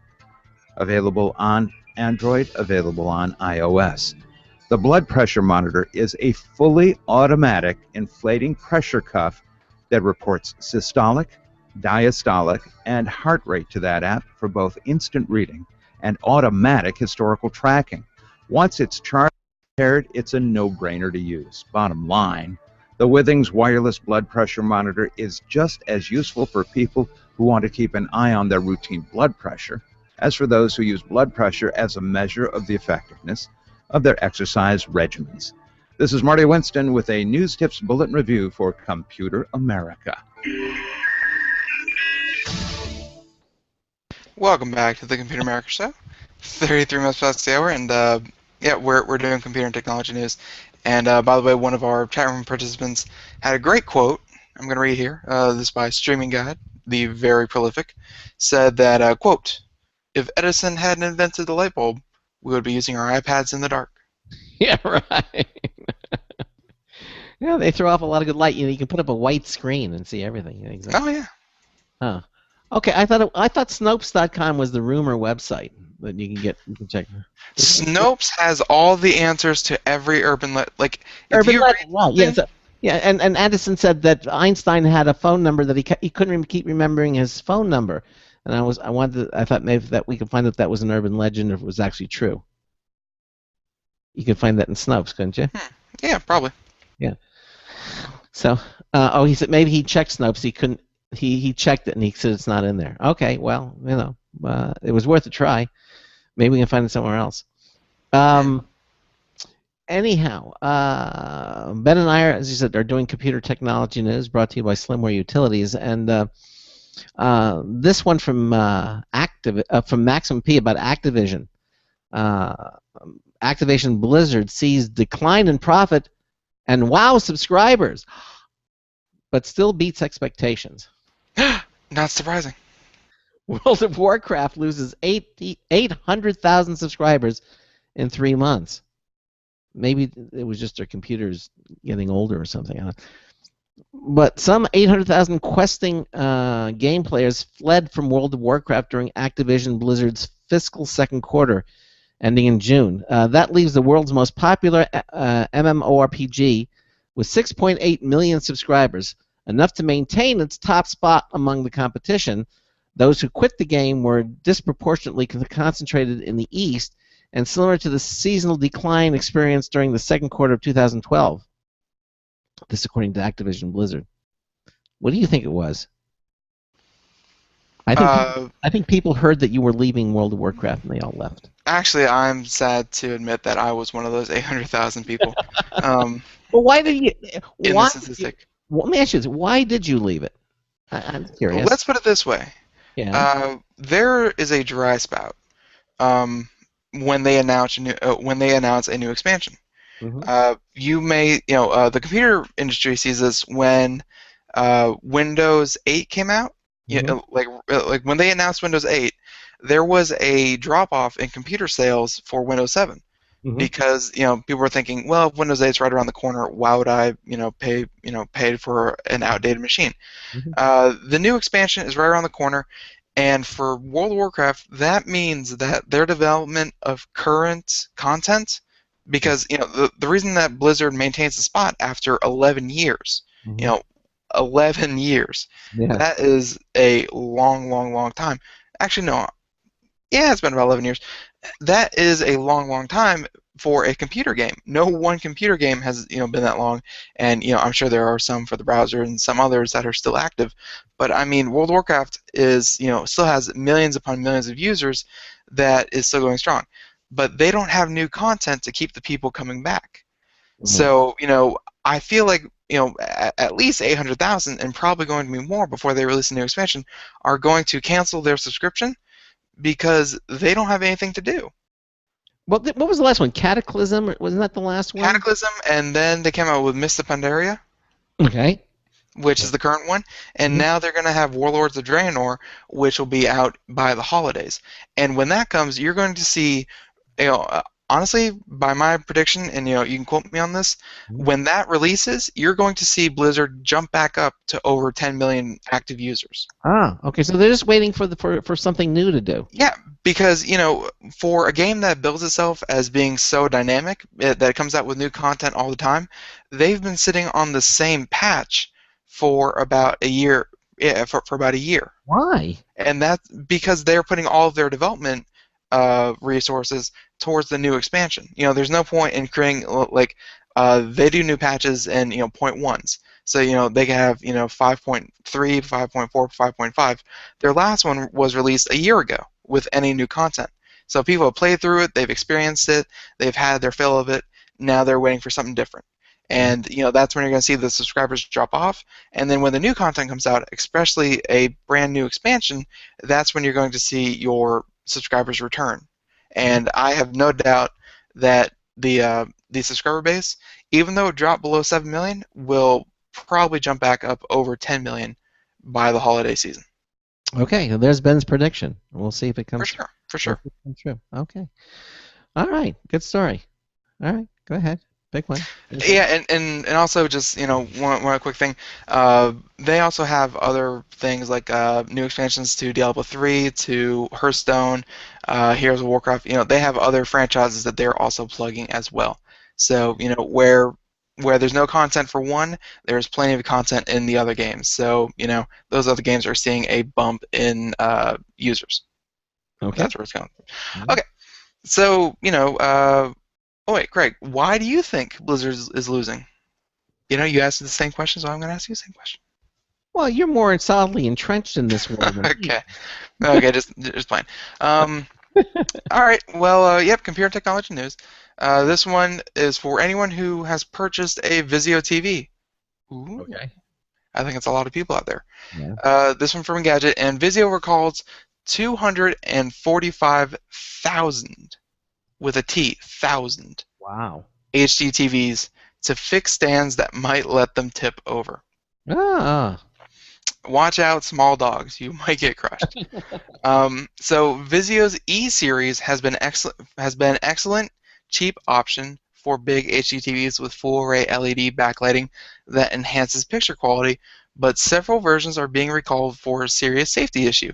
According to the details posted by the Consumer Product Safety Commission, 39 and 42-inch models sold since last year have a stand that can fail and lead to TV tipping over. Vizio says that there haven't been any injuries as a result of the 51 tip overs reported among the recalled sets, but HD Guru points out stats indicating thousands are injured every year in such accidents. Wow. Meaning we should probably all take a second to look at our TVs or consider a wall mount. If you have one of the 245,000 or so TVs being recalled, the recommendation is to detach the stand immediately and request a replacement. Even if yours is wall mounted, you should request one just in case it's taken down later. Vizio is notifying owners and has a website where they can check their set serial number to see if it's affected before requesting the fix. Wow. So and wait real quick. Vizio sent out a tweet. So they're saying that Vizio announced a safety notice for the stand assembly of E390-BO, E390i, and E420i. All right. So if you have any of those serial numbers on your stands, you may be in for a free stand replacement. Yeah. How cool is that? All right. Yeah. Means little Chester won't get squished by your TV when you're not looking. Chester. Okay. Well, you got to figure that more than one dog a year has to be sadly silenced by a rogue television taking a leap of faith. All right, you did a story on this a while back, and I thought it was from one of your popular science stories, and it was talking about people who are going to have a one-way ticket to Mars, to be a Mars colonizer, and once you go there, you can't come home. That wasn't just on Popular Science. That was everywhere. Yeah, right. Well, evidently, they're giving the story from it says sane reasons to be a Mars colonizer. This is according to a former NASA chief technologist. Okay. Is it insane to sign up for a one-way trip to Mars? Well, Mason Peck would like to assure you that it's not. He addressed the sanity of Mars colonizers in a post yesterday on Mars One website. He's a Mars One advisor who previously served as NASA's chief technologist. They plan this Mars One is the company that plans to send one-way missions to colonize Mars starting in 2024. Mars One is now in the process of interviewing hundreds of applicants out of an initial pool of more than 200,000. Eventually, the company wants to find just 24 to 40 colonizers to go permanently into space. Meanwhile, the company has launched a forum where the experts answer ethical questions about the private mission. Peck's answer to "Is a one-way journey wrong?" is the forum's first post. There are many motivations for becoming one of the first settlers on Mars, none of them insane in my opinion, he wrote, before listing 4. Okay. Later he wrote, in fact, I think we may be morally obligated to permit people the freedom to do so and not impede their desire to realize their dreams by imposing our own fears or superstitions based on uninformed perspectives. Although it's too late to apply now, you can learn more about the project in Popular Science's April 2013 story. Okay. You can also meet an applicant and hear about her reasons for wanting to go. Again, some of my initial objections or concerns would be, you go to Mars, that's it. What happens if you get sick? Well, I'm not talking about catching a cold and taking some aspirin. I'm saying, what if some sort of medical condition comes up, and they're, and who do you go to? I mean, what kind of surgical facilities could they have, possibly, especially in the early versions, to treat these things? They're sending them in waves of, I think they're going to send 8 at a time, I believe is the magical number. Okay. So I'm sure, the first couple waves, they're going to send people who are, engineers, doctors, scientists, people who are qualified for those extreme cases. Are they going to be able to find, if you're a doctor and you spend 4 years here and 4 years there, and the things to become a medical professional, it takes like about 15 years out of your life, and then you're getting ready to do it. Then you're going to give all that up and go to Mars because you can to treat for maybe. See, this is all Craig's spin on it. Craig can't wrap his brain around why someone would want to be the first colonizer of Mars. Yeah, but you have all this technical knowledge, and you have what, 4 people, 8 people there to begin with, and these situations may never ever come up, Well, then you are now a professional Mars colonist. Yeah, but okay. What's your point?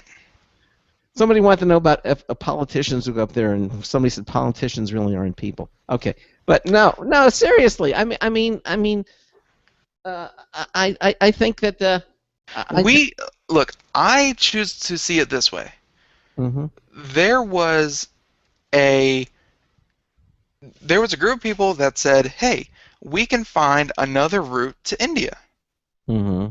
And we're going to become rich beyond our dreams, and it's going to be amazing, and all we have to do is go west instead of east. Mm. Okay, and I'm sure people, back then, oh, you got sick and you're not feeling well? Well, we're just going to throw you overboard. You did this. There are people who have that same mentality, and I know by today's means, sending 8 people off into space, that could seem cruel without our, without ready access to Angry Birds and, and Nintendo.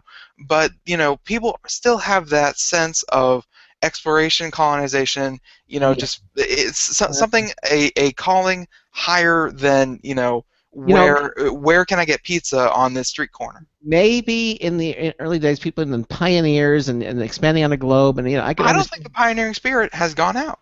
No, but pioneers could always go home, and if they had No, to. they couldn't. Yeah, they could. No.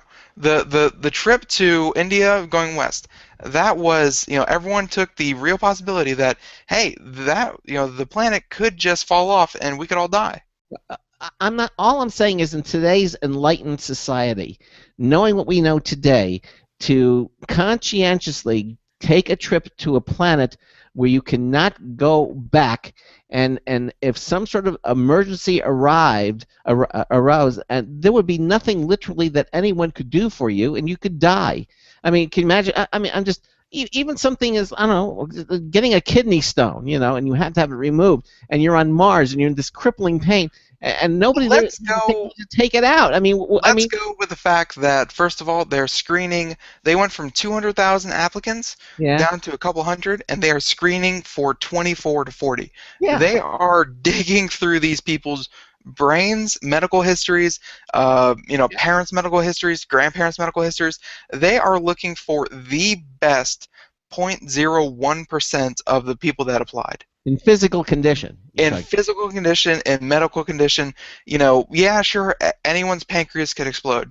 Yes, it could. They're looking for the top 0.01% physically fit people. Or you can have appendicitis. Anybody, you can be in perfect health and have appendicitis, and if you don't get the thing out, they're looking for people with a minimal chance of that. And also, Craig, you have to notice that these are people who apply. It is not a national lottery to go to war. They aren't assigning all men ages from 18 to 24 lottery numbers and saying, okay, you're going to Mars now.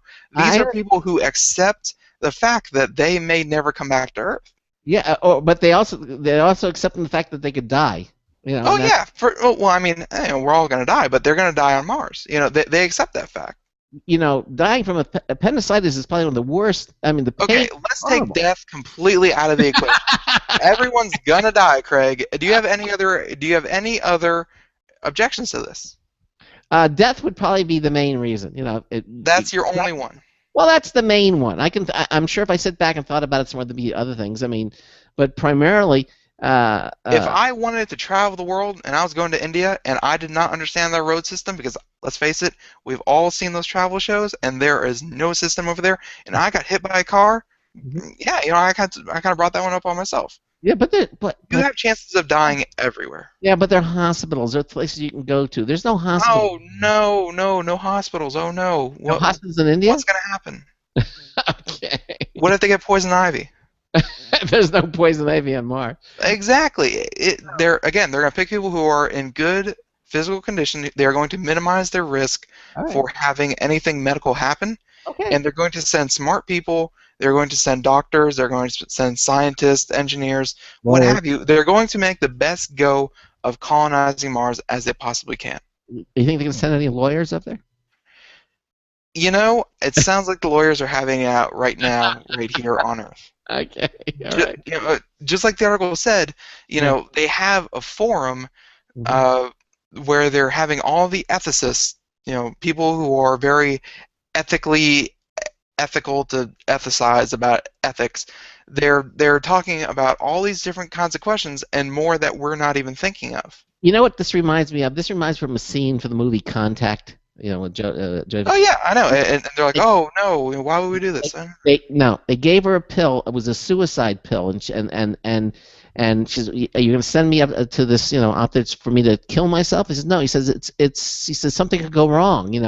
You could find yourself, stranded, whatever. He says that there are a million different reasons you might, 1,000 different reasons why you might want to take it. He says, but the reason you have it is for the 1,000 or more reasons we can't think of, That's why you have it, for things we can't conceive of. And to get a little bit gloomier, they're probably going to have plenty of those pills available on the Mars One mission.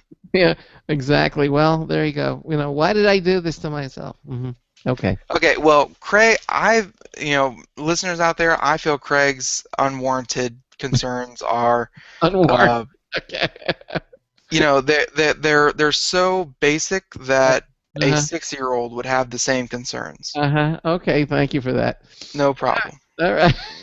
Okay. Why don't you pick a story next? Okay, I think we have time for a couple more. Yes. I think so. Mhm. I'm Well, just saying, if you're going to Mars, you have to accept some level of responsibility.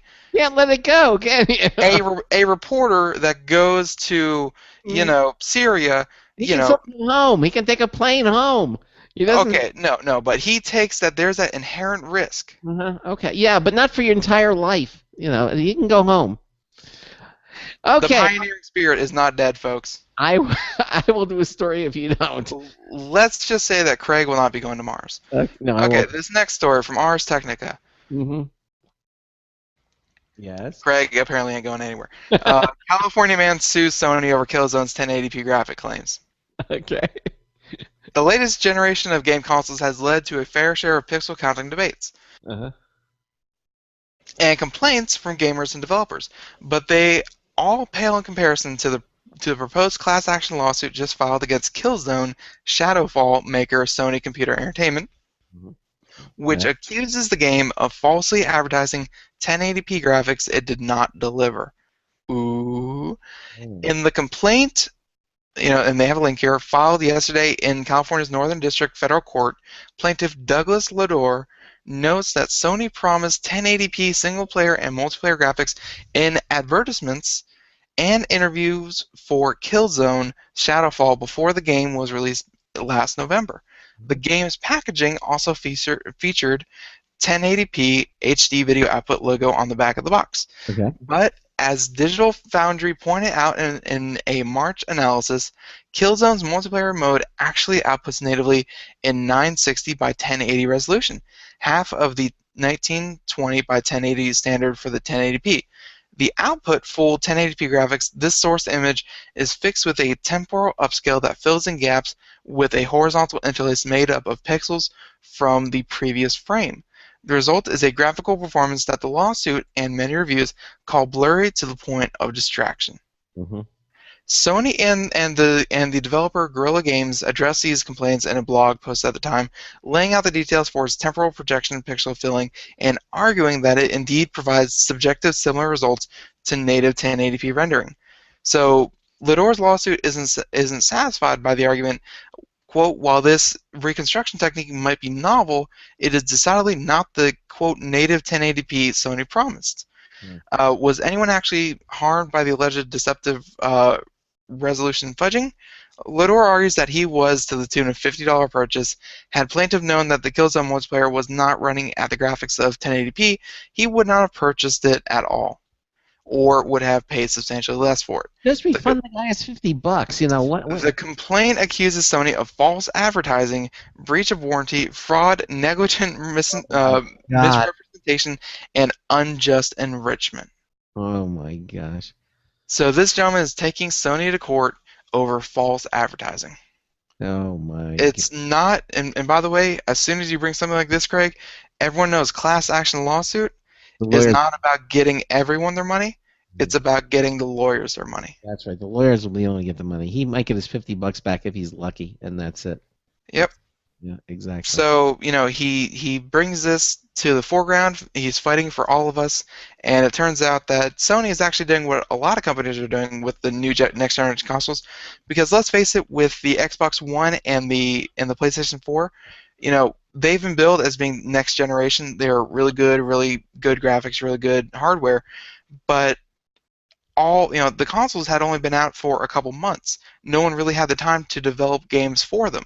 So they used, kind of technology to upscale, to fudge this, fudge that, try to make them look a little, to make them look better, but they actually hadn't been developed, to run 1080p.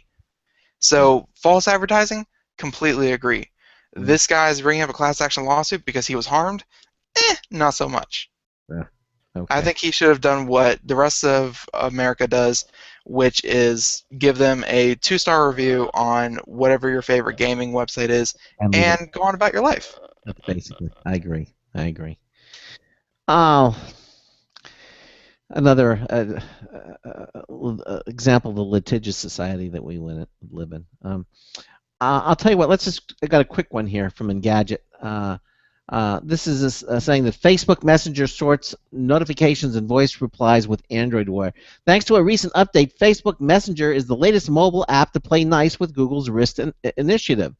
Outfitting Android Wear smartwatches with notifications and the ability to respond with voice notes, Android Central reports alert pop-up on the wearable screen where you can swipe to respond or tap to like. The latest version of the app also allows you to give messages the old thumbs up and mute conversations right from your phone or tablet's notification menu, assuming you're still doing your chatting the old-fashioned way. They showed a couple of the watches, the Moto 360 watch, which I still think is one of the nicest smartwatches out there. It looks like it's an actual watch face, but it's not. And you can see this. I think it's nice. I really like the Moto 360, but now I'm going to wait and see what Apple's September the 9th. Is the release of the iPhone 6, and we're going to see if Apple's going to mention an iWatch, yes or no, if there's going to be anything there. I'm just going to wait and see on that one. They probably won't, right? Yeah, I'm beginning to think that they probably won't. Apple has great hubs, but they don't need to break into the wearable market because the wearable market is very, very saturated, and for them to try to edge it out with their own products doesn't seem Apple's style. Yeah. They're more than happy to bring out with the iPhone, the iPad, and the computers, and then everyone else comes out with, the cases, the headset, the earbuds, the keyboards, what have you, and make them compatible. They don't do it themselves. 90 seconds. Well, folks, that about wraps up the show. Tomorrow we're going to have Tendell, T-A-D-O, going to be on the show.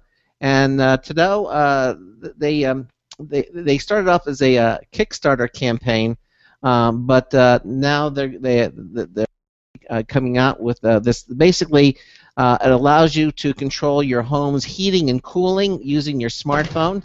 It's going to be very, very interesting. And intelligent climate control. Seconds. And then in hour 2, either Charles Tendell will be with us, reporting live from Black Hat.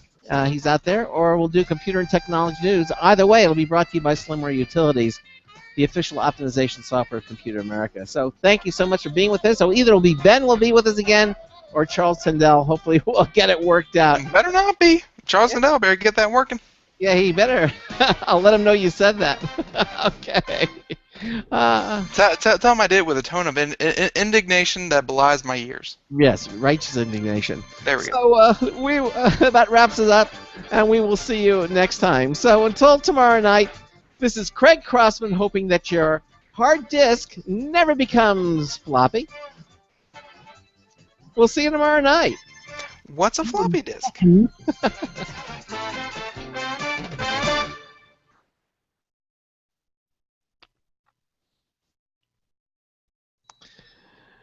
Thank you for using Blog Talk Radio.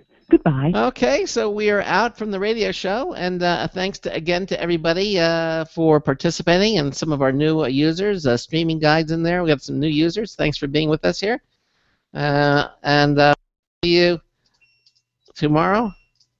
And we'll just say goodnight to everybody. Again, sorry that we didn't get the.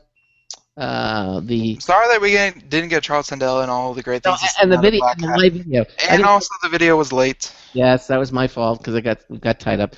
But anyway, we'll see you all tomorrow night. Bye.